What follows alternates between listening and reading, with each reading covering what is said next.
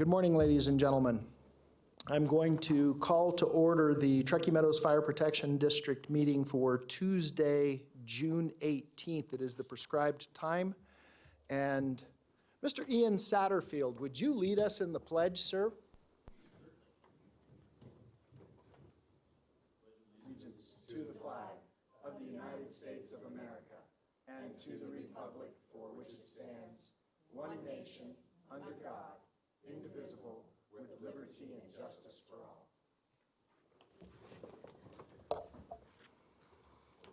Madam Clerk, would you call roll? Yes, sir. Von Hartung, Chair. Present. Bob Lucy. Here. Marcia Burke-Bigler. Here. Kitty Jung. Present. Jeannie Herman. Here. Nate Edwards, District Attorney. Present. Chief Moore. Here. Sir, you have a quorum. Thank you, Madam Clerk. Chief, will you, before we do public comment? Yes, Mr. Chairman, thank you. This has been a very difficult week for the district. We have lost one of our own, and want to announce that the celebration of life for firefighter paramedic Tyler Ewald will be held this Thursday, June 20th, promptly at 3 p.m. at the Grove at South Creek, located at 95 Foothill Road in Reno, Nevada. Family and friends are welcome to come anytime between 2 and 6 p.m. to pay their respects. But this loss has reached near and far in our first responder community and at Washoe County Dispatch and throughout all local fire agencies. We ask that you keep his mother Peggy, his father John, his brother Chris, and his sister McKenna, along with his girlfriend Haley, in your thoughts and prayers during this difficult time. And Mr. Chairman, if I may ask, would the board grant a moment of silence? For Absolutely, Chief. Would you please all join me in a moment of silence?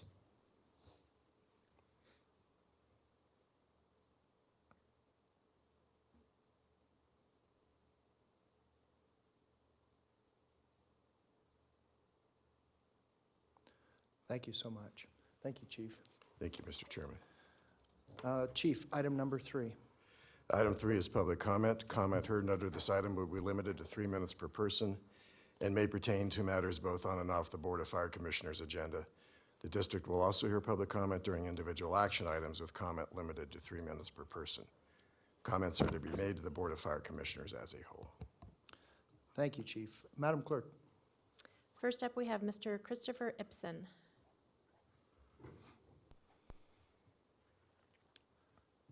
Welcome, Mr. Ibsen. Thank you. Good morning. My name is Chris Ibsen. I'm a resident of Washoe County. I'm also a commissioner on the State Homeland Security Commission, and I'm here in support of Chief Moore. I've had the opportunity to work with Chief for, I believe, 5 years now, and as a resident of this county, I've found his actions always to be extremely professional, insightful, and he's always accomplished and communicated the ideas for which I'm very proud to be a Washoe County resident. And I just wanted to take a second out of my time to support him. He's an excellent man, and I stand here with resolve in support of him in his role. Thank you. Thank you, sir, and we appreciate your service as well. Madam Clerk. There's nobody else signed in. I have no one else signed in. Is there anyone else wishing to speak under general public comment before I close this item? Okay, seeing none, I will close public comment. Chief, item number 4. Item 4 is Commissioners and Fire Chiefs announcements, requests for information, topics for future agendas, and statements relating to items not on the agenda. No discussion among commissioners will take place on this item. Chief, do you have any such items? No, Mr. Chairman, I do not. Commissioner Jung. Thank you, Mr. Chairman.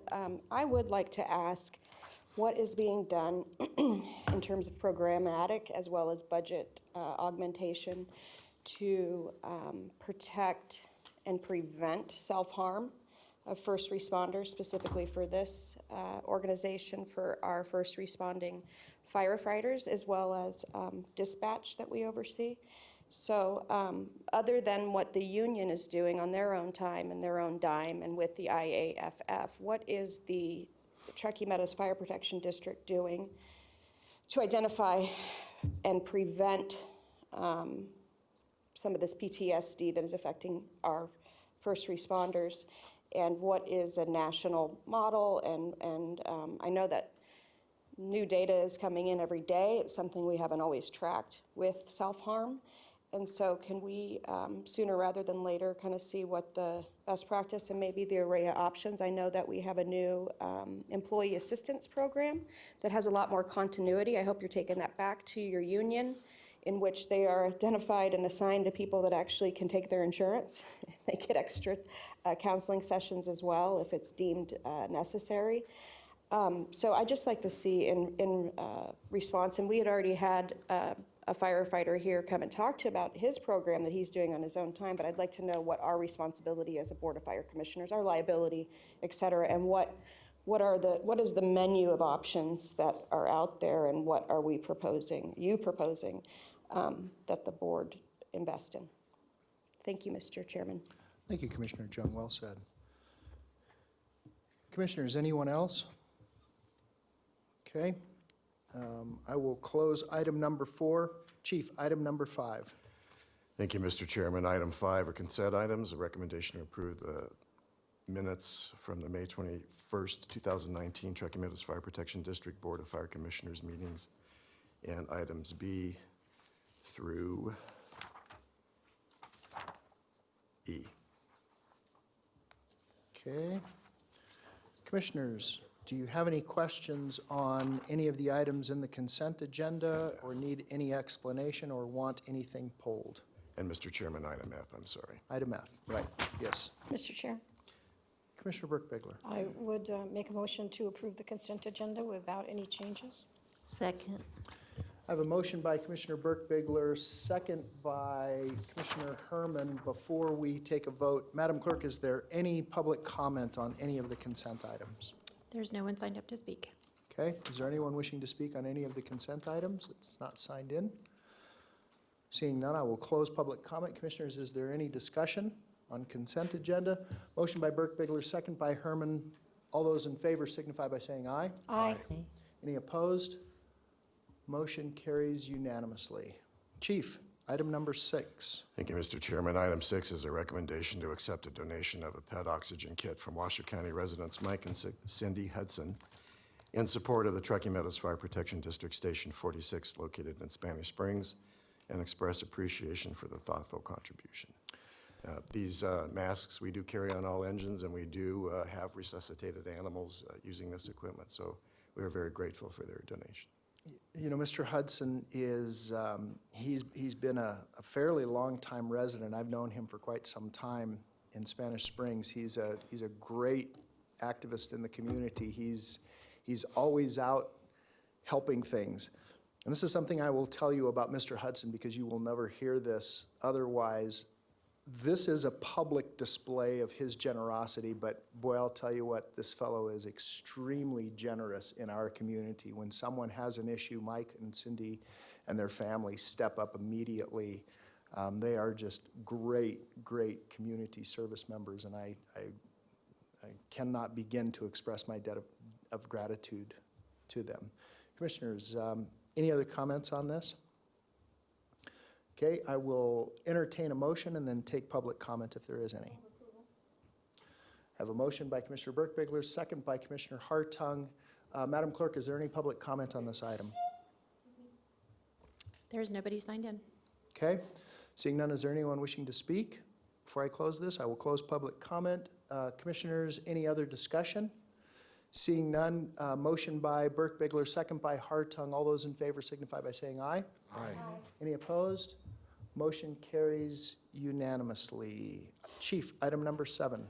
Thank you, Mr. Chairman. Item 7 is overview of the 2019 legislative session with a focus on legislation that directly impacts fire suppression activities and/or directly impacts Truckee Meadows Fire Protection District, to include Assembly Bills 4, 38, 86, 102, 129, 260, 297, and Senate Bills 11, 111, 329, Senate Joint Resolution 2, and Assembly Concurrent Resolution Number 4.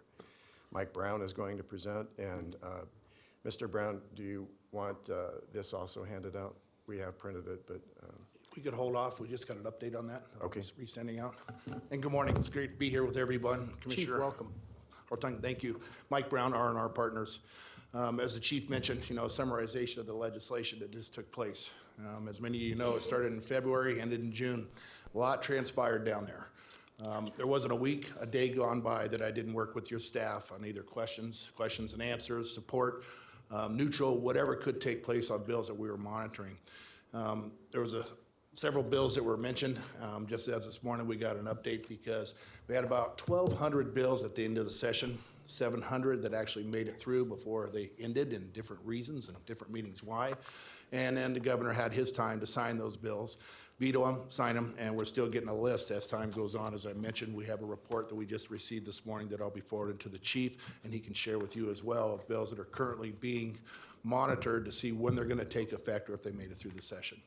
The bills that he did mention, though, were bills that we're working on very closely when it comes to the fire service. The packet that I provided the chief and some of his staff also goes into other areas that we monitor for other clients.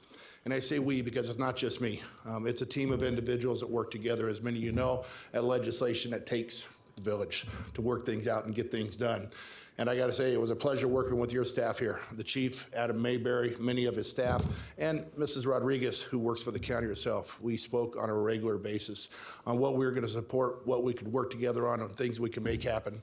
I heard mention the firefighters, the PFFN. As a representative of the State Fire Chiefs Association, we worked very closely with them, and I could see many of the members in the audience. And I got to say, it was very, very enjoyable to work alongside each other to try to get things done that we felt were pressing for our state, needed to be improved or needed to be removed. So with that, I'm going to start with some of the items that were mentioned in the agenda. And if you read this document later on, once we get it updated, it's under fire protection and other emergency services, and these are our notes that we provide. Early on in the session, we had the discussions about AB 4. Assembly Bill 4 was one of the bills that was submitted early by the city of Reno. It actually looked at the city of Reno becoming a fire district through the granting by the city council. There was one hearing on this. We went neutral on this because after discussions, we felt we ought to give the city the chance to see what they could do to try to improve their services, whether it be through financial aid or other assistance as needed. There was no vote on the bill after the first hearing. But it was discussed amongst many of us to get together as a working group to see what we could do on this. The bill did get, at deadline, it did get a reprieve. It stayed active throughout the entire session, but it never got another hearing and it never went forward. So AB 4 failed due to the deadlines. AB 48 was a tax levy for fire protection districts, and this bill came out of Nye County. We were watching this because it actually utilized the county commissioners to levy a tax for fire protection services. Nye County tried this in the 2017 legislation. They brought it forward again here, but it also failed the deadline and didn't go any further. Training for first responders related to persons with developmental disabilities, AB 129. This bill made it through and has an effective date of October 1st of 2019. What this bill does is first responders are required now to have further training with people that have disability type issues. It's a good bill. We supported it. We think that it will be a productive bill in the future, especially when it comes to dealing with patients that we're not normally used to dealing with. I know I've been in the EMS field for several years, and we didn't have any special training on persons of this type of problems, and I feel this bill will be a good bill, and we're glad to see it has gone through. Will it increase training for our first responders? Yes, it will. Does that have a financial number to it? Yep, it does. But it's a betterment bill for the community, for the people we serve. So 129, again, takes effect on October 1st of 2019. Peer support counseling session, AB 260. Confidential communications occurring during a peer support counseling session for law enforcement or public safety personnel are generally privileged against disclosure. An exception has been provided for a subpoena requiring disclosure of such a communication. AB 260 eliminates this exception. So an effective date on that was May 29th of 2019. Inspecting of buildings, equipment with certain fire safety equipment, AB 297. Again, a lot of discussions took place on this. In a nutshell, this bill requires commercial buildings that have air handling systems to have people on staff that are certified for the inspection of these air handling systems. Rather than have to send out our fire marshals and other folks, now they can actually do these inspections themselves, provide the information to the local jurisdiction, the state fire marshal's office. The bill went through, it was supported, had a lot of work on this one from many people involved. An effective date on this bill will be July 1st. Interim study on wildfires, ACR 4. So it was interesting how this bill came about. Assembly Committee Resolution 4 was brought forward by Assemblywoman Swank and Senator Gokachia.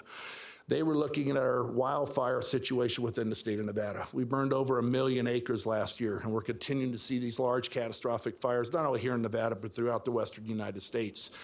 So they put together a group to have a workshop to see if we needed to form a committee for the next 2 years that's going to study our wildfire situation. When the workshop was put together, fire wasn't invited to the table. It had a lot of range supervisors, it had the State Division of Forestry, it had other providers.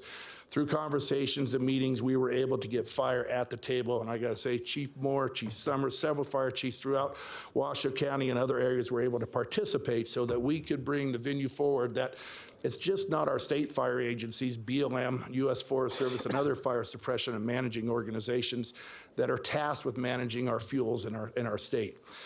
We were able to educate them on how responses take place. The cohesive strategy, which has been mentioned before, is a combination of all agencies working together. Well, when a fire starts, the 911 lines light up. We're the first point of contact for that. We're the first point of contact for response and anywhere in the state of Nevada. So we had to educate them, again, that it's not Nevada Division of Forestry, it's not U.S. Forest Service, it's not BLM, but it's your first responders that are first line of defense. And also our involvement with fuels mitigation and fuels reduction. So they had 5 meetings. We were able to attend 3 of those meetings, which we had a lot of great comments back that it was very beneficial for them. The bill did, or the ACR was, the resolution was accepted, and they now have an interim committee for the next 2 years to study the components of what takes place and what's happening with our mitigation response and everything. But we should have a seat at that table. We haven't seen the members yet that are going to be asked to come, but we have been told that we will be present at those meetings to give our assumption of what needs to be done within the state. So that was ACR 4, and effective date was June 7th, 2019. SB 11, this was an interesting bill, especially from the fire prevention side of things as well as the public safety side of things. This bill was brought forward by the city of Las Vegas. They tried this during the 2017 session, and they brought it back again.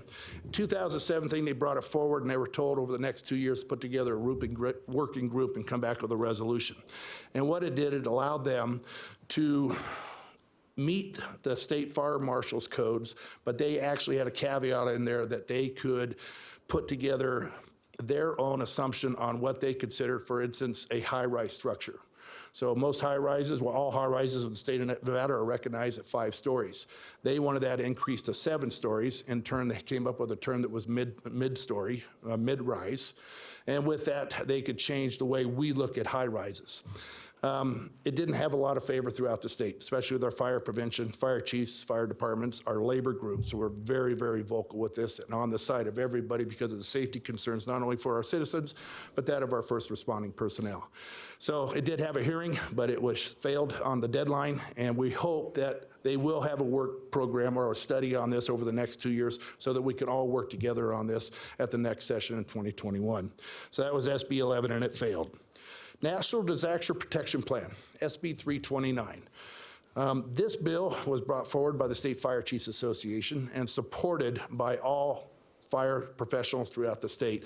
SB 329 looks at our utility grids. After we saw what happened in California with PG&E, the fires that took place in Paradise and other parts of their state, we got together as a group to look at what we were going to do, working with our utility partners in order to start assessing the power grid and start doing work on the power grid together so that we can start protecting what's ours and theirs.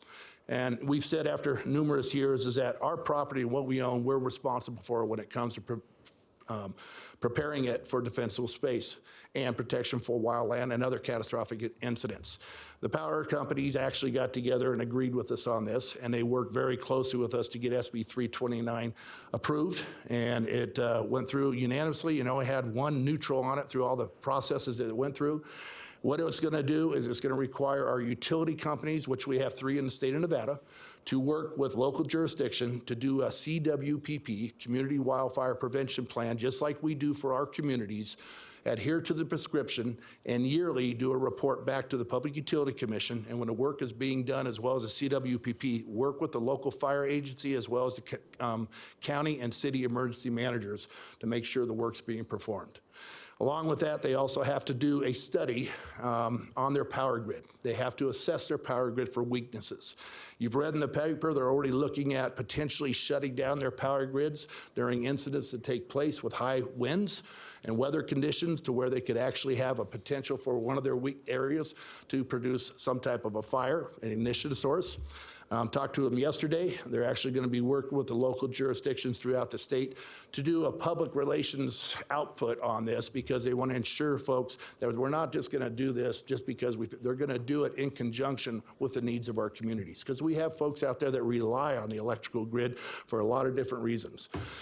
We are identified in the state of Nevada as having some high hazard areas. Here in Washoe County, it's the Tahoe Basin, and it's also other areas throughout northern Washoe County and even as close to Verdi. So they're going to be working with the local fire agencies to ensure they're communicating on what's the plans are going to be, and they're working with the state to make sure they understand how this is going to take place. And I hope they never have to do it, but we are glad that they have a plan in place. So SB 329 is a good bill and goes into effect on May 22nd, and June 1st, the plan is due by June 1st of 2020. So that means they're going to start doing their CWPPs. And another caveat to this is that we got them convinced to start working from our communities out. Meaning, let's not go out in the middle of nowhere, Nevada, where we know we're going to have issues. Let's start working from our communities out so we can take care of your infrastructure and protect our communities from any potential threat of any type of disaster that comes forward. Moving along, we also provided information and monitoring on purchasing. So under local government, purchasing by local government AB 86. And being a retired fire chief, I can remember how it was to have to go through the processes of purchasing equipment, the bid process that take place, the approvals that take place with our boards.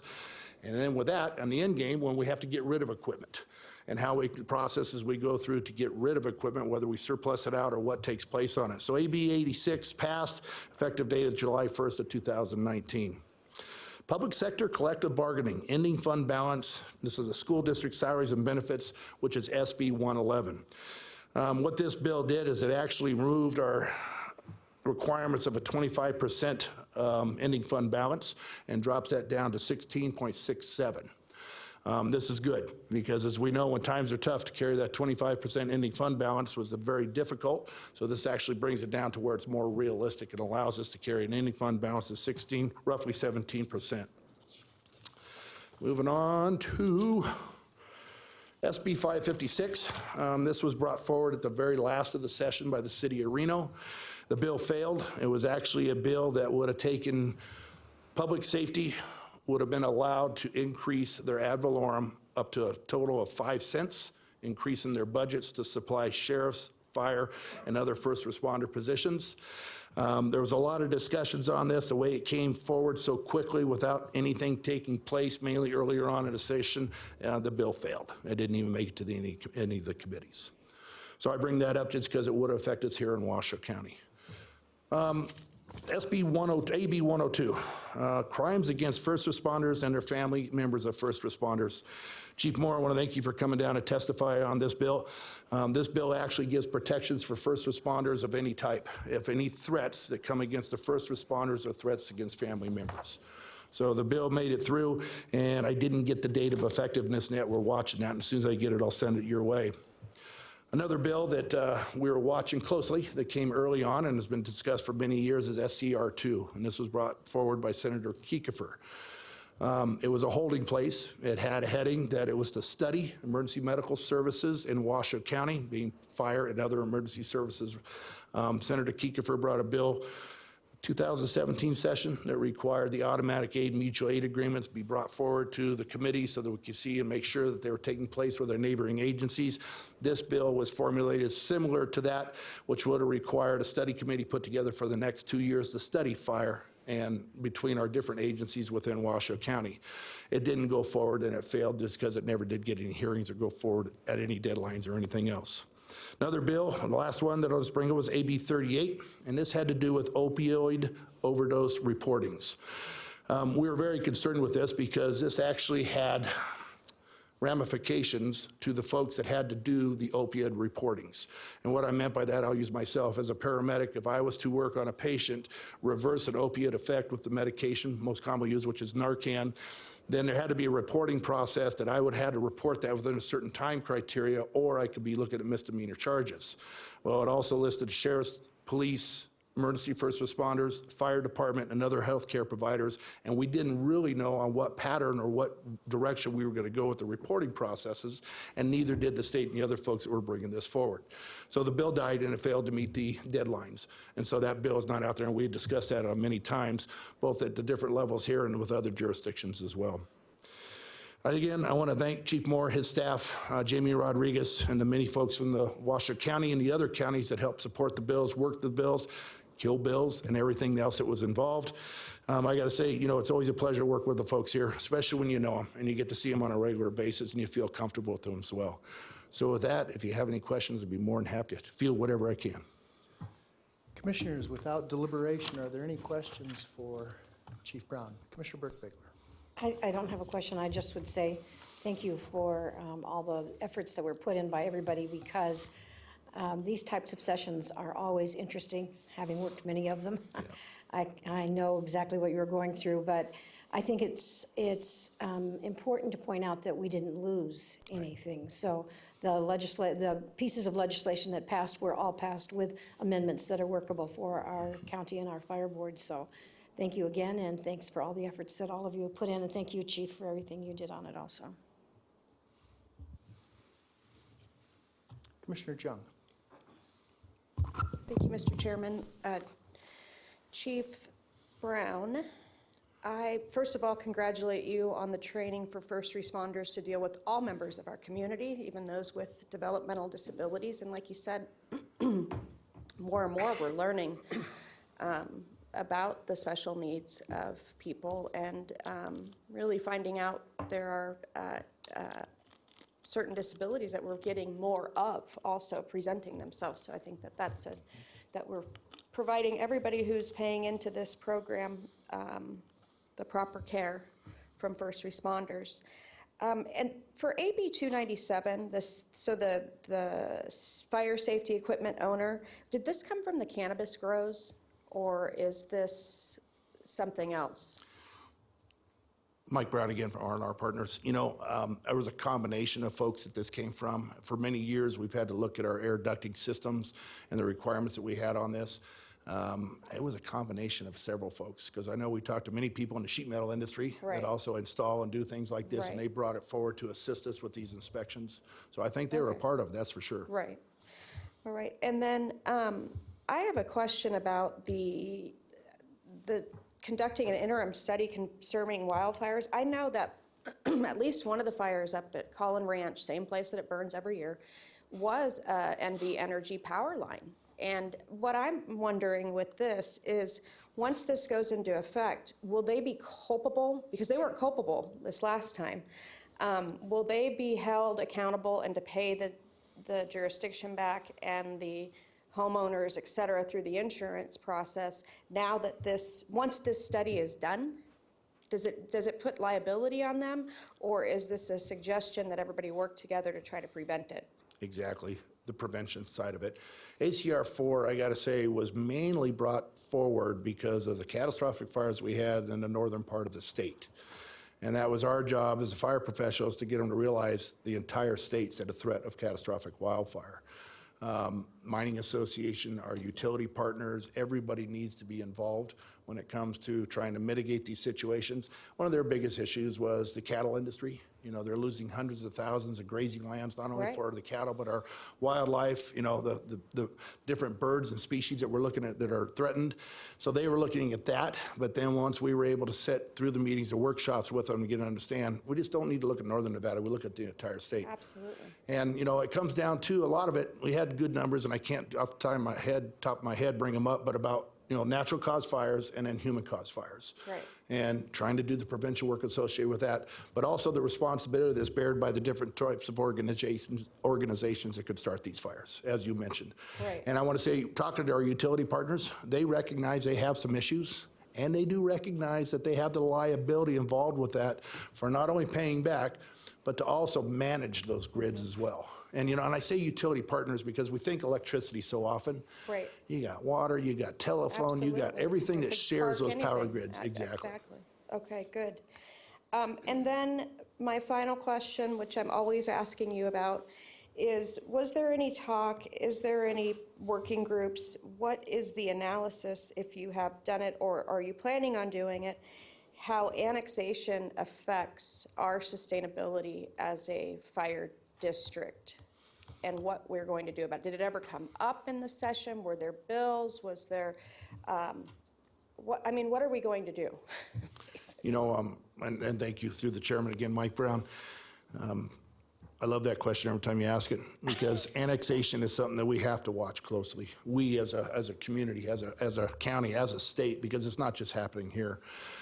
And as I mentioned at our last meeting when we gave an update, you know, I provided some information to our different senators before the session that had to do as these annexations take place, there's got to be some type of transition program to where monies are utilized for the protection of our folks that are going to be working in there. And I think that my personal opinion is that as we go through these annexations, the organizations that pick up, whether it be a city, county, or whatever, should have the means to either provide the services they need or contract with the existing organizations that provide those services. Because you look at that, it's a disservice to our community, disservice to the population. So we've got to find a way to do this. You know, I go back and I utilize the sheriff's office when they took over the jail services from all of our law enforcement partners many years ago. Long before that ever took place, they had a transition program where they worked together, not only transition how it was going to happen, but the employees, the cost, and everything, so that it was a successful program. We got perfect examples out there. We just need to follow that lead. So in a nutshell, I hope we come up with something soon. Yeah, sooner than later. Yeah. Because, these cities have no disincentive to annex. We lose the tax base, and they don't build an extra fire department or hire extra firefighters and anticipate that we will pick up that slack. And that's just not fair, and it's not sustainable.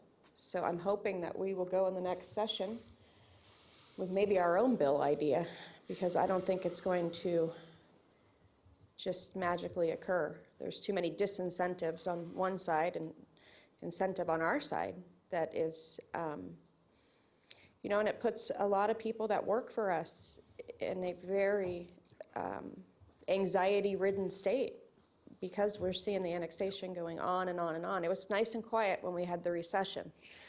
But there's no disincentive in that. And I don't know if I'd use our jail as the greatest idea either, because there's no disincentive to bring anybody to jail, as our sheriff would tell you, from different jurisdictions, because they don't pay for it outright, per head. So I would like this on another agenda item to workshop it, or I don't have all the answers. I've just lived through it for so long, and I know that it is an impending doom. And I want to see some more sustainability and just fairness across the region. Who pays for it, that's who gets it. And I know we'll always have auto and mutual, and there'll be times we all have to help each other, but not disincentivizing annexation has put us in a bad position. So I'd like to see that in future agenda items. Thank you. Thank you, Commissioner Jung. Commissioners, anyone else before I jump in? So I will dovetail on Commissioner Jung's statement on annexation. One of the things that I would like to see just initially, one of the very basic things that could occur is put a time limit on it. So if you annex something, you have to develop it within 5 years, not hold it into perpetuity, and it's, it hangs out there for 20 years. Mr. Chair, I think we're starting to stray into I a understand. discussion on I'm- annexation as opposed to a question about what happened at the There's- legislative session about annexation. There's no discussion going on. I'm voicing my opinion, but I appreciate it, Counselor. So that's something I'd like to have a discussion on as well, is just how do we achieve that? On the, and Chief, I'd maybe like to have this brought back. When you have a family that has either a child or a family member, can be an adult that has special needs, I'm wondering if we have a process whereby that family can register with the fire department so that we know that someone is there with special needs, and then potentially even create a program whereby we train not just the family, but acclimate the person with special needs to how the firefighters may respond to them. If you have someone with autism, they can be terribly frightened of a firefighter in full garb going into a burning location, and they may hide from them. And that's something that I know that they've trained children with over the years, and it's a great program to acclimate children. So it's something I'd like to maybe see come back, and we can have that conversation in a deeper level. The last thing is some of you may have seen yesterday, I participated in a press conference with the Attorney General, Aaron Ford, on the opioid issue, and we are pursuing this. And this is just a partnership between Washoe County, City of Reno, and the state and other entities. And the state's process and progress does not subsume Washoe County's bill. But one of the things that I would ultimately like to see come back is how do we deal with this? And maybe we can get the drug companies to create the programs that we need to get people off of opioids, and get them to finance that as a piece of the overall resolution. So those are just some of the things that have occurred. Any other questions, commissioners? Okay, Chief Brown, thank you so much. Chief, item number 7C. I believe we're on number 8, Mr. Chairman. Oh, I'm sorry, 8. I didn't see it down at the bottom. Thank you. I beg your Item pardon. number 8 is the fire chief's report, and if I may have Battalion Chief Jay Swiak step up and give you just a little bit of a briefing on wildfires. We're off to the races, and a particularly active weekend for wildfires. So, PC, welcome. Good morning. For the record, Jay Swiak, Battalion Chief, Truckee Meadows Fire. One of the things that we say as professionals within the area is that our fire season really doesn't end when it goes to the winter. Some of our more catastrophic fires have been in the winter times, i.e. the Collin Ranch Fire, the Washer Drive Fire, and such. But obviously during the summer is when we become our most busiest, as does the majority of the nation. So in the past week, we've responded to 8 confirmed fires, the majority of them being on BLM jurisdiction, and one of them was actually on a property owner's jurisdiction that he was doing some work on his fence, was actually trying to follow all the rules appropriately, had his water, had his dispensable space and such, but the sparks from his grinder just went a little bit too farther than he expected, but we caught it small. Right now, the acreage that we have burned has been anywhere between 1/10 of an acre to 25 acres at the most. We do have one firefighter that's currently on an assignment with an incident management team in Superior, Arizona on the Woodbury fire. We are, a lot of the fires that we've had within our areas, I noted the one that was caused accidentally by a homeowner. Very regretful for what he did. But we've also had lighting and potentially one fire that may have been caused by shooting, but that one's still under investigation. Commissioners, any? It is. It's, and I dare say it's going to be a frightening season, so hold on. I know when the hills are green, it doesn't take long. Any questions? Okay, thank you. You're welcome. Chief. item A1 is an operational update with Carson City Fire Department. We're instituting a new automatic aid protocol with Carson City, such that on any structure fire, brush fire, they'll be responding immediately into Washoe Valley area, and we'll be doing the same for them. The dispatch processes are still more manual than they are automatic with CAD to CAD, but nevertheless, it won't take an actual call on the part of the incident commander to request it. It will simply go out as a normal ring down when we receive a report of a fire. Item 2 is the Truckee Meadows Water Authority water line extension to Verdi. They're bringing a municipal water line into the Verdi Elementary School. Verdi Elementary School has had some water quality problems, but nevertheless, there's not been a lot of fire protection water for that school. And so in the greater Verdi community, we've had to rely on the ditch, the Tumwa ditch, for our water supply in a severe fire. So we'll be able to use these hydrants as a means to refill water tenders. But it certainly brings fire hydrants a lot closer to the Verdi community, so we may see in then subsequent years that water line extension could extend more into the Verdi community in Washoe County that does not have fire hydrants. So I believe that's notable. And we did meet with Washoe County Projects management staff on site, and we're able to save them about $200,000 in the way we're going to place hydrants. And in lieu of an access road, we used horizontal standpipes. So my thanks to their staff and our staff to get together and really try to figure out a good layout for fire hydrants and dry standpipes. So come next school season, I believe that this will be established by September, so we'll have good water there at Verdi Elementary School. Number 3 is deployment plan update and methodology review for the purpose of identifying gaps and search for opportunities to improve service across the entire district. I've asked Heather Kerwin to come up and speak to you briefly. We're using Heather as the lead on the study. I gave you just a little bit of data analysis last month to let you know kind of what we're doing, but this is more of a comprehensive A to Z, and see if the board has any questions about how we're going to approach this. Ms. Kerwin, welcome. Thank you. Heather Kerwin, assigned as Special Projects for Truckee Meadows Fire. Just briefly covering the methodology that you've received in your staff report. There are 4 major goals involved with this study, and that would be including examining the response times relative to that 2011 adopted regional standards of cover, utilizing predictive mapping analytics to determine the optimized station locations. We're going to conduct review of special geographic areas where we've noticed some changes in the last few years. And then when we identify problem areas, we're going to work to figure out what's driving those issues and determine if there's possible solutions to present. We have identified 10 proposed analysis, but it's definitely not limited to this list, especially as we work through these and we determine there's additional analysis that need to be conducted. But those would include examining calls for service by REMS of priority, time of day, looking at the proportion of each station's jurisdiction that overlays with the REMS of response times in those different zones, in addition to where the call volume lies for each of those stations in conjunction with that.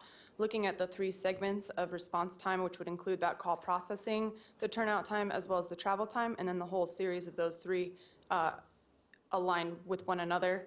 We're looking at potentially examining simultaneous call volumes and seeing what's happening with that and if it's harming or hurting the system performance as a whole, and what could be done about that. And then looking at hotspots and seeing if those are being driven by frequent flyers or just a increased call volume within the particular area. I did want to point out that much of this work will be done in conjunction with Jay Johnson with the GIS department and mapping as well. So a lot of back and forth between the 2 of us, but I think some pretty all right brains behind it. With that, I'll take any questions unless Chief would like me to expand on anything further.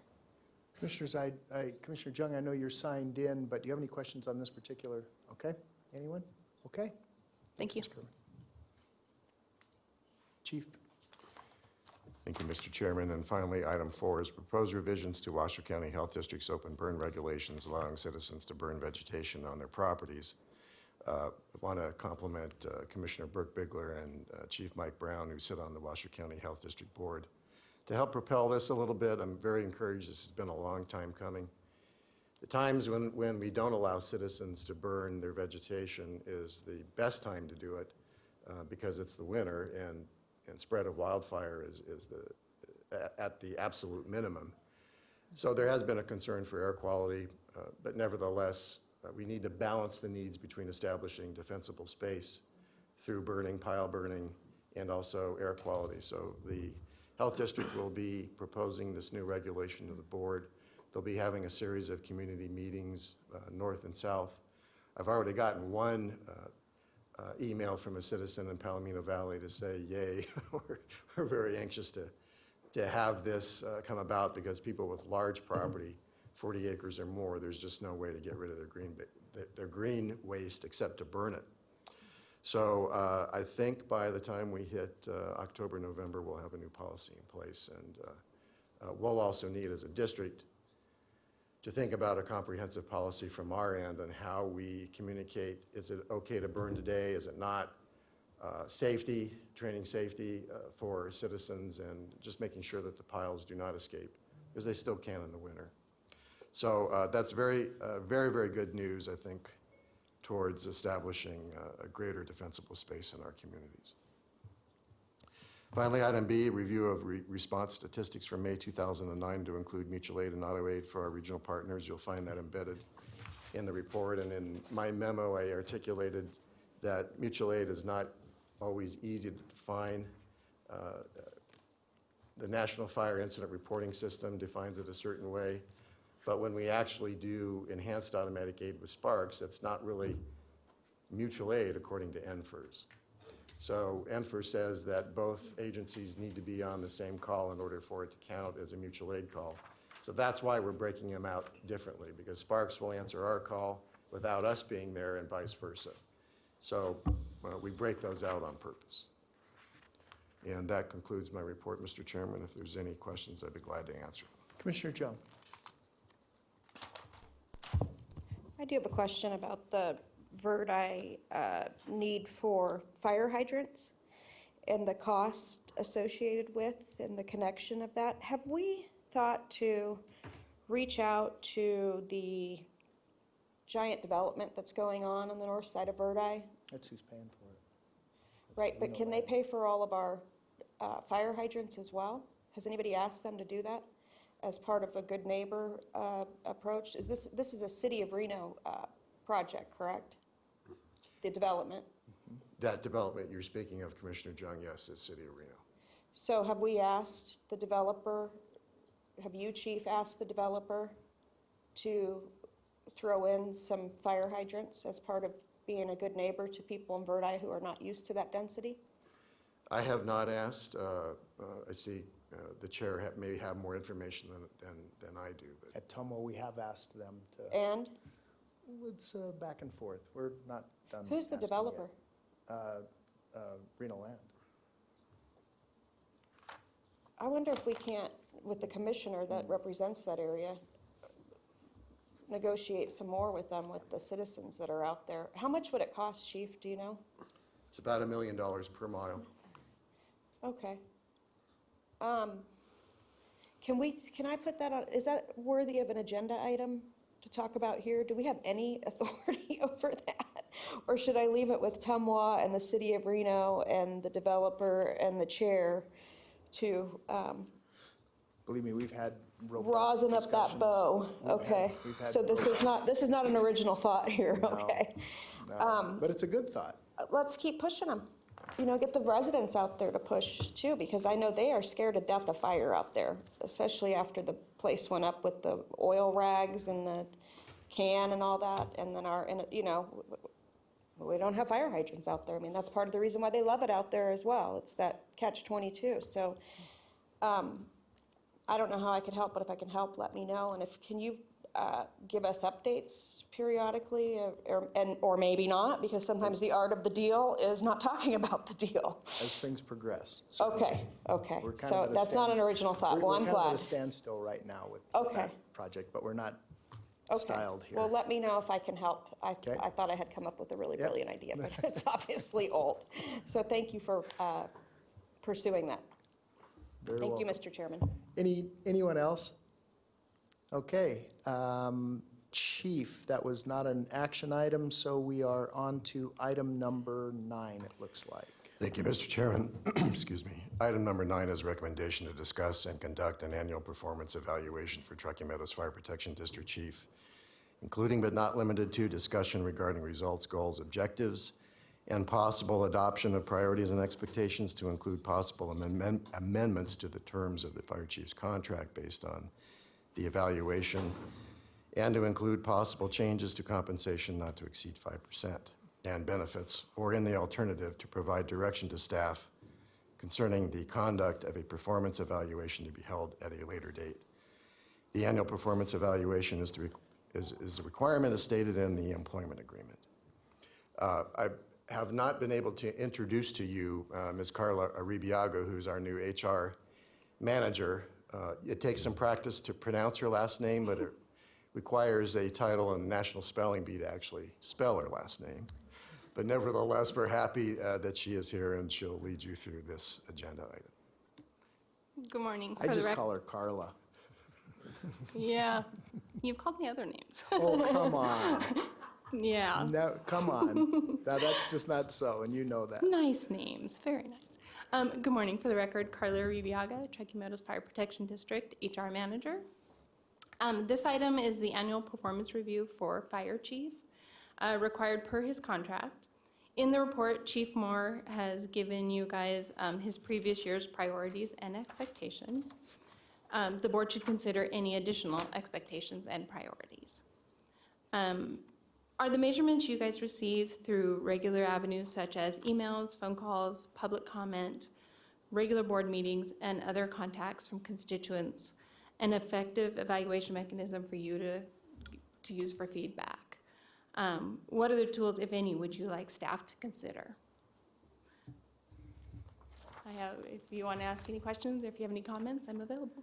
Commissioners, well, before we do this, Commissioners, I have someone in the public wishing to speak. Do we want to take public comment, and then we can bring it back for questions of staff and comments? Okay? So give us just a moment. Madam Clerk, would you call public comment? We have Mr. Thomas Daly signed in.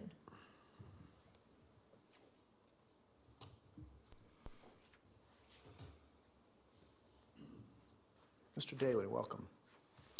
Thank you, Mr. Chairman. For the record, I'm Thomas Daly from the Estates at Mount Rose. On behalf of our community, I want to thank Chief Moore and his staff for their assistance in our fuel reduction projects. Our 8th fuel reduction project since 2008 is now underway. Chief Moore and his staff were instrumental in assisting us in getting a grant from the Nevada Division of Forestry, which increased the number of acres we could clear this year. Actually, it doubled the number of acres to about 45.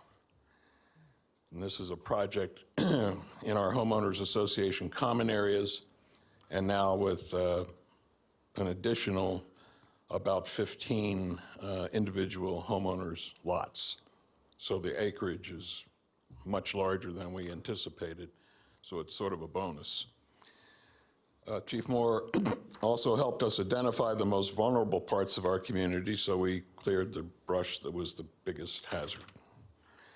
And his staff, including Chief Kukulis, has been monitoring our progress to date. The project actually just started last Friday.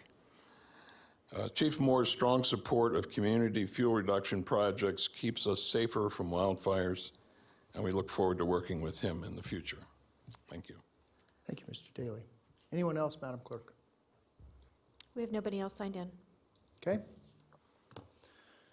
So Commissioners, I'll bring it back to us. How would you like to proceed with this? Commissioner Lucy. Thank you, Thank you, Mr. Chair. I have some brief questions in regards to his review. Are we doing any feedback from industry peers or community leaders within the region, identifying kind of a 360 evaluation of Chief? We have not done that. What we're asking is for your input on what you'd like to see. Are you recommending? I mean, I think we've done that in years past for the Chief. I think it's highly recommended that we have that discussion with members of the community that are directly impacted by the Chief's job and in his relationship with the Fire Protection District. I'd also like to see input from the union leaders and the frontline firefighters and their discussions on regards to his performance and future goals of the chief. I think it's important that all those participate in that discussion as it pertains to his review. And then one other question I'd like to see, and I have to concur. Mr. Daly is absolutely correct. I think the chief has done a phenomenal job doing fuels management programs. I know the estates at Mount Rose have participated, but also Arrow Creek, a number of communities in my district have participated with the help of Chief Moore and staff to identify grant money to do those fuels management, and he's done a phenomenal job with that. So I'm very happy with the work that Chief Moore has done and the ability that he has helped in my district, making sure that REMSA has response times. As we know, 80% of our calls are medical.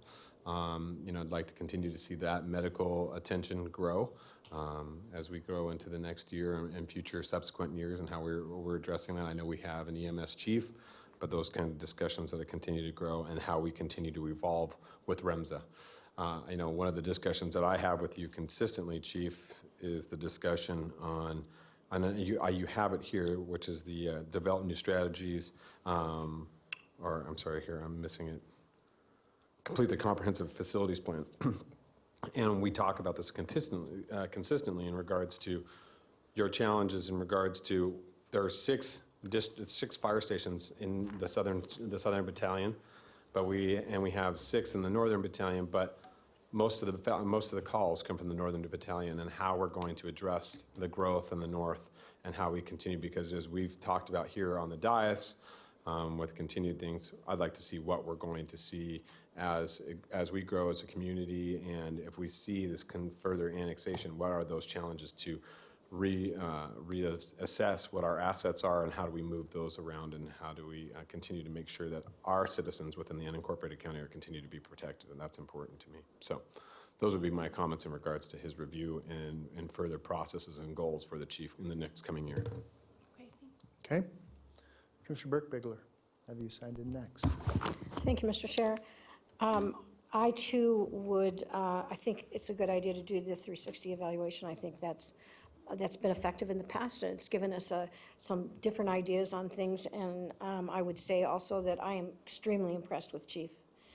He has been very, very, very effective in working with both the team, the fire team, as well as the commissioners. He has done a great job of communicating with us, and I really appreciate that. I love the fact that he's on top of things and gets to me and gets to the other commissioners before the public gets to us on issues that are coming up and there are things that are happening. And so that is I think one of the most important roles is to keep us all informed of what's going on throughout the county. I like these 10 items, or these 14 items here. I think that I also appreciate the succession planning, which I know you've been working on, and I'm glad to see you're continuing to work on that. I think that's very important to us. I do, though, think that we need some clarification on the point that Commissioner Lucy just made with regard to, are we moving stations? I'm a little concerned about the continuing need to make sure that we are protecting Lemon Valley, Warm Springs, that area, and protecting it with, perhaps we need another fire station in there. So I would like to see us that be one of the issues that we work on. But otherwise, I think I just want to say thank you for all you've done, and I think this is good, and I think we move forward. Thank you. Thank you. Okay. So for me, Chief, I think you've done a phenomenal job. I'm very happy. You're always responsive. And as you know, you and I have had conversations at 4 o'clock in the morning and 11 o'clock at night. Just when the need arises and we need to have a conversation, we have. I've been very pleased with that. One of the things, and my colleagues have pointed out some made some great points, rather. The only thing that I would continue to ask for is just a study on responding with the proper amount of infrastructure to a call. And I will use this example. You don't see the sheriff's office sending the SWAT truck out on a traffic stop unless it's necessary. And that's the key. So, how do we balance that? And because we are growing, Station now 46 was Station 17 in Spanish Springs is a very, very busy station. And a great deal of that volume is at Cascade of the Sierra, which is really could be handled with more of a two-man rescue until REMSA arrives. Now, while I recognize that many patients need more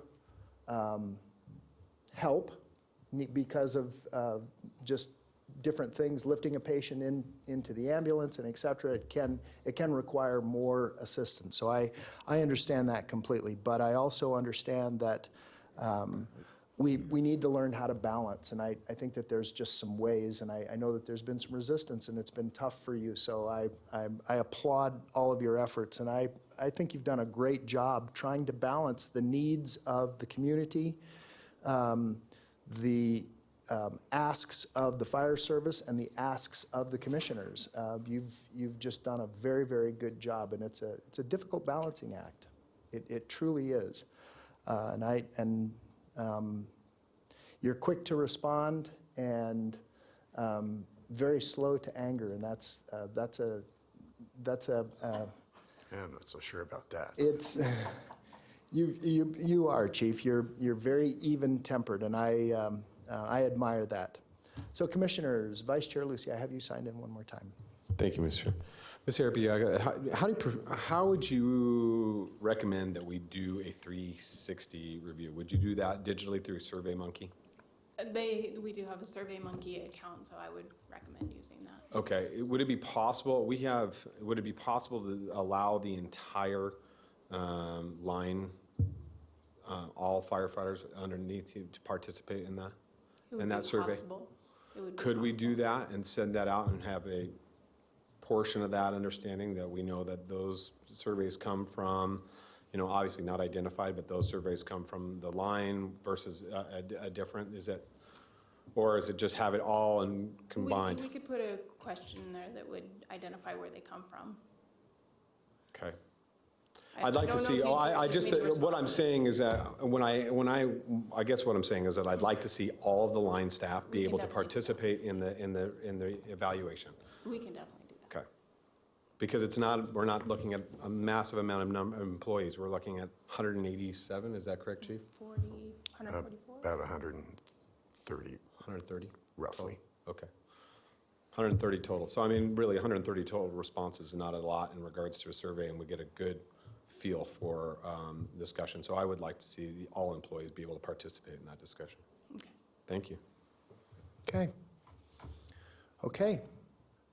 Do you have enough? I think I have enough. All right. Thank you so Thank much, you. Carla. Well done. Chief, item number 10. Mr. Chairman, I see that our time is, Let's press through. I want to get at Slipping least in. item 10 done. all right, very good. Item 10 is discussion and possible approval of a new board policy to require board approval to utilize 2 or more hours of staff time to research, conduct analysis, and prepare staff reports on items requested by individual commissioners or the board in general. This was recommended as I just need help prioritizing the things that you'd like me to do. We've slipped on the dashboard. I haven't given that to you the last couple of months. It's because I've been down 2 deputies and been just challenged with respect to time. But nevertheless, with the dashboard and with the board's help in prioritizing what you want me to work on is really what the focus of this is.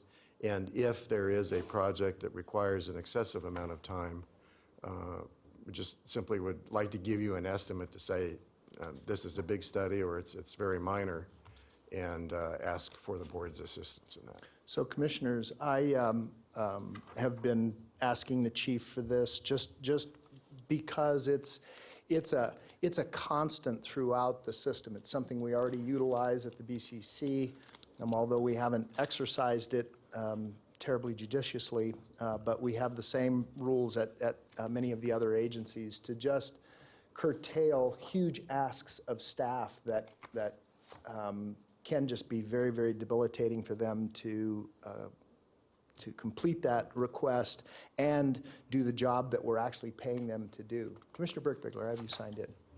Thank you, Mr. Chair. And yes, Mr. Chair, I totally agree with you. I think this is extremely important. We ask a lot of the chief. He has another much more important job to do than answering questions for us. And so I think this is a very important detail that we need to put in place so that chief's schedule is not so overpowered. And I would add staff in general, just the chief's staff as well. Yeah, absolutely. Any other? Vice Chair Lucy. Thank you, Mr. Chair. You know, and in addition to this, you know, I would like to make sure that this board understands that currently Chief is alone, realistically, as he, without support staff other than his BCs to help him currently. And so any request from this board to the chief is a very monumental ask.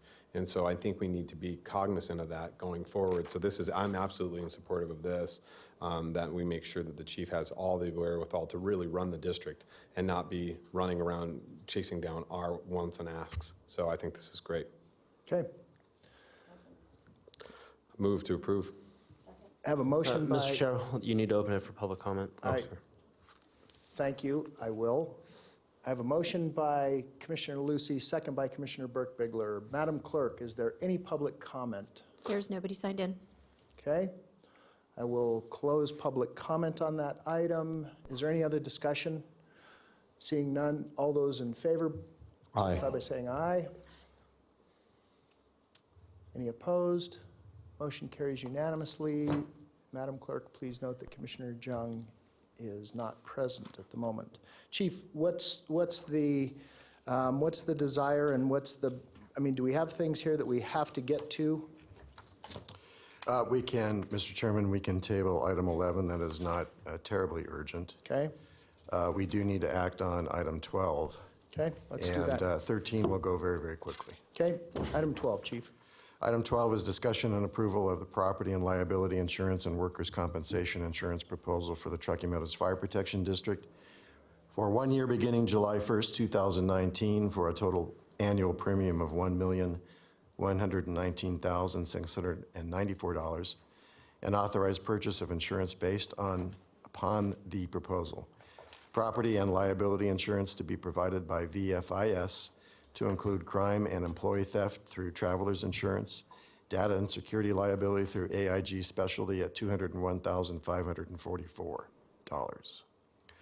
Workers' compensation insurance will be provided by 7710 Insurance Benchmark Insurance Company at $918,150. And Mr. Brandon Lewis, our broker from USI, is here to answer any questions that you may have. Nevertheless, this represents about a 3% increase from the previous year, so our premiums are looking very good. That's Okay. Very good news. Okay, Commissioners, any questions? Okay, seeing none. Madam Clerk, is there anyone wishing to speak under public comment? There is no one signed in. Okay, I will bring it back to the board. Move to approve as detailed in the agenda. Second. Have a motion by Commissioner Burke-Bigler for approval as listed in the staff report, second by Commissioner Lucy. Is there any discussion? Seeing none, all those in favor, please signify by saying aye. Aye. Are there any opposed? Motion carries unanimously. Chief. Thank you, Mr. Chairman. Item 13 is presentation on district and union proposals offered during labor negotiations. This item is intended only to introduce proposals and costs associated with those proposals, seek clarification if needed, and take public comment on proposals received from the non-supervisory unit for salary increases of 2.5% on July 1st, 2019 and January 1st, 2020 at a cost of $895,218. HRA contribution increase from $120 to $2,500 for pre-July 1, 2014 employees at a cost of $168,980, and a wet team specialty pay of 3% at a cost of $117,269. Total cost of all non-supervisory unit proposals, including previous education incentive proposal, is $1,383,487, and there'll be no discussion on this item. Ms. Patricia Hurley is here, who's our chief negotiator, and give you just a little bit of information and/or answer any questions. Ms. Hurley. Mr. Chairman, I also have a handout that was meant for the record and to be distributed. Oh, okay. Would you distribute that now, Madam Clerk? So Patricia Hurley, Human Resources, Labor Relations Director for the county. Chief Moore pretty much summarized the economic proposal provided by the non-supervisory unit. This is the initial proposal that was requested on May 24th, 2019. What I do want to say is we have not had another meeting since then to discuss this proposal. So it is as it is right now. We have no counter proposal yet until we meet with them. The COLA that they asked for is for July 1st, 2019 of a 2.5%. Subsequently, a 2.5% also on January 1st of 2020. This, of course, compounds, and so as stated, any COLAs also affect longevity, overtime, and the retirement PERS contribution for the total cost of $895,218. You already saw this proposal before, which was the education incentive proposal. Those are for any degree in any field associated with an associate's degree of 1.5% on base, a 3% for a bachelor's degree on base, and a 4.5% should they have both degrees of an associate's and a bachelor's degree. Again, this would be on base, so this is PERS compensable, which also affects overtime and the PERS calculation. The third item that they did propose for economics was for the wet team specialty pay, which is their water entry team. They are asking for all members of the wet team to receive a 3% incentive pay on all wages. There are currently 27 members on the wet team, but when discussions, they could go up to 35. This additional pay would be calculated, of course, again on overtime or any COLAs that are negotiated during this time, and also has a PERS effect as well. That is for a total of $117,269. The final proposal is for an increased contribution to their HRA for those that are pre-2014. As you remember, you just passed their last contract, which allowed for those post-2014s to receive health care through Aviva. They are now asking for those to increase just the administrative fee of $122,000 to $2,500. But I want you guys to understand that those pre-2014s already receive their retirement through the OPEB at a 50% of retiree insurance premium. So the cost of that increase would be $168,980 for a total financial package, as already stated by Chief Moore, of $1,383,487 for a one-year agreement. Thank you. Okay. Thank you, Ms. Hurley. Okay. All right. Chief. Mr. Chair, real quickly, if I might, the handout that was just distributed at the dais to all the commissioners is also available at the back of the room if anybody attending would like to see it, for the record. Thank you, Counselor. Okay. Do you want us to make a motion to accept the report? Because it's not listed as an action item. No, yeah, you're not styled for action, so I recommend Correct. not doing that. Okay, good. Okay. Item number 14, Chief. Thank you, Mr. Chairman. Item 14 is possible closed session for the purpose of discussing labor issues with Truckee Meadows Fire Protection District per NRS 288.220. Staff does ask for a brief closed session. Okay, afterwards, so we will recess and then open back up. Mr. Edwards, is that what we will do upstairs after we're done, or?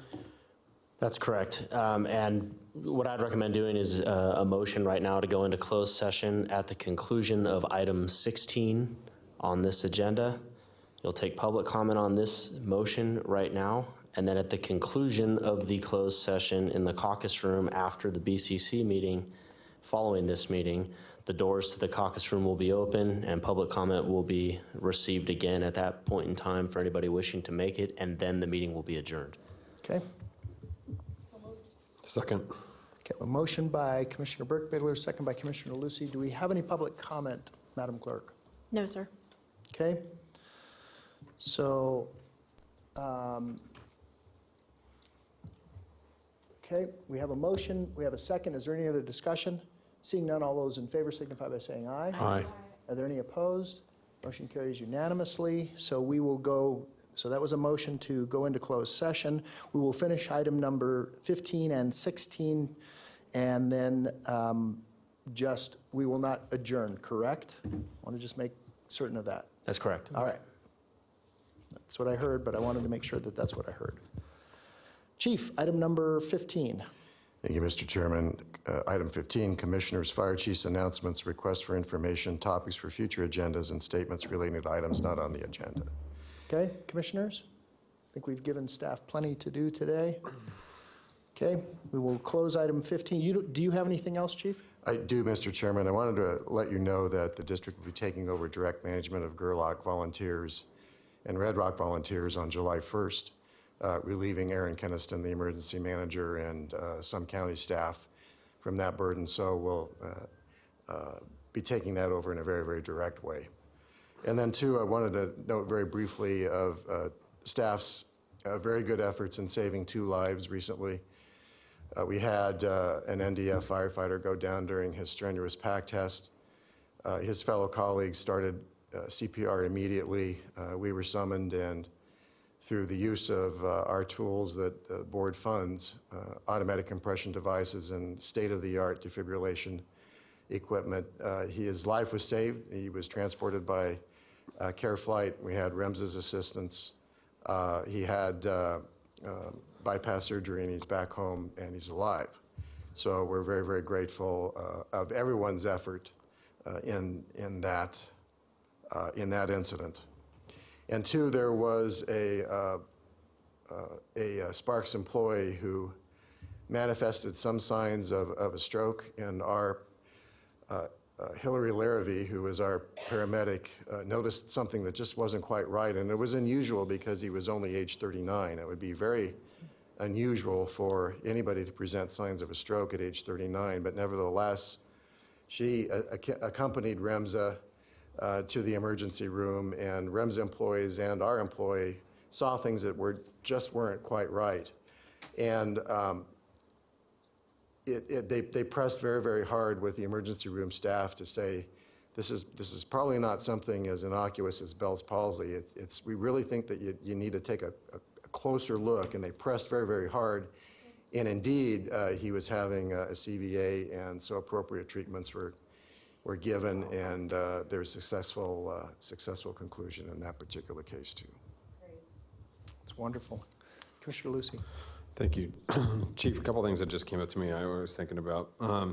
Yesterday, I witnessed a vehicle fire on the southbound on-ramp onto 395 South or 580 South. But it looked like Reno Fire was responding to that. Is that part of our district? If you can look at that and get back to me, and if you could pull that incident report from yesterday, because I believe that's our area, but maybe it's not, and it's just so I can have a clear understanding of when we have that kind of response, being that our station at Arrow Creek is really close to that one. Secondly, I want to point out one of the things that I'm really proud of, and I think that you guys have done a phenomenal job.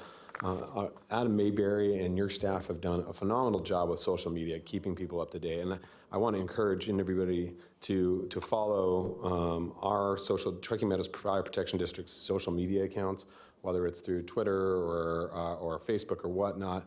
Very, very responded about incidents. I will be sitting in my office or wherever and get reports of that there's fires and certain things and things to avoid, and it's great. I mean, it's almost like an emergency alert that I'm getting from Twitter, which is phenomenal.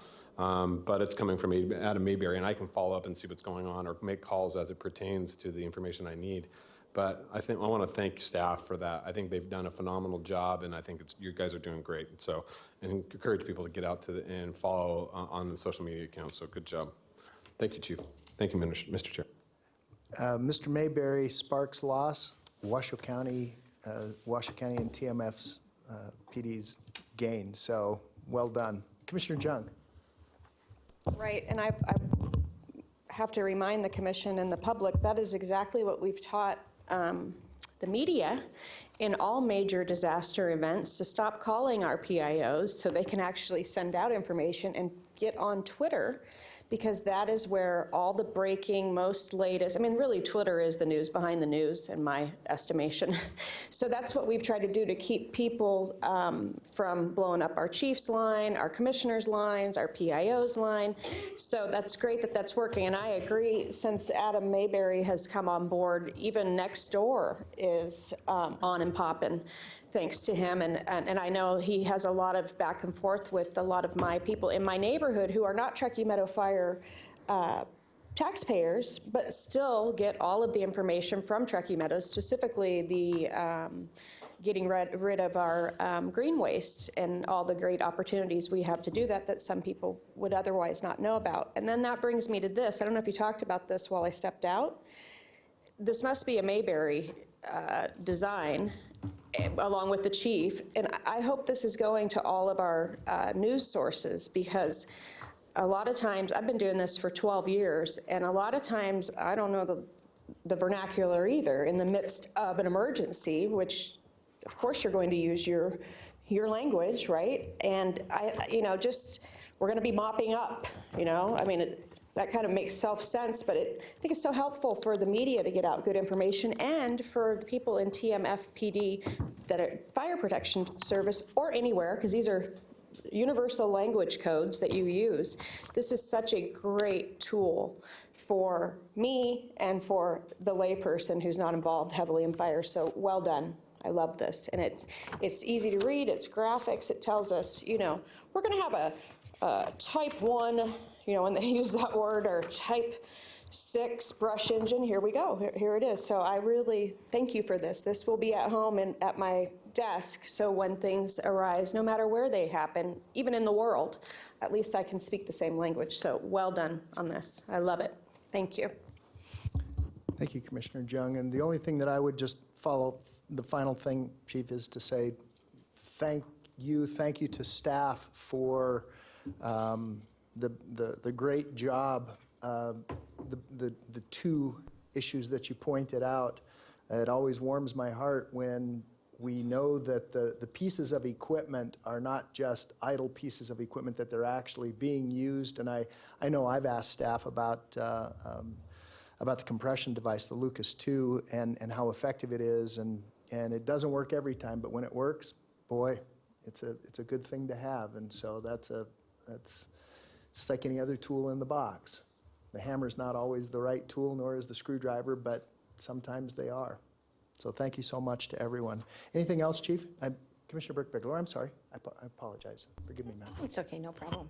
I wanted to do two things. One is thank you, Mr. Chair, because as I recall, you were the one who was really pushing us to do the chest compression equipment, and as it's turned out, you were right, and that has been a really great thing, and I do appreciate the fact that you bring it forward all the time. And Chief, I would ask you, the other thing is, I would ask you if you would give us a report at the next meeting on what you're doing to replace your two close supporters, so that the entire operation is not on your shoulders. And so if you could give us a report on that, I'd appreciate it. Thank you.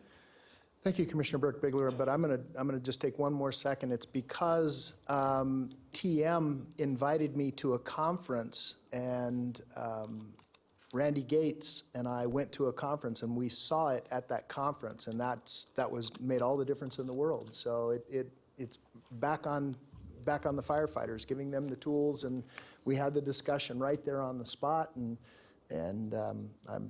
so it really, the responsibility and the accolade really belongs to them ultimately. So thank you, Commissioner Burke-Bigelow. Chief, item 16. Thank you, Mr. Chairman. Item 16 is public comment. Comment heard under this item will be limited to 3 minutes per person and may pertain to matters both on and off the Board of Fire Commissioners' agenda.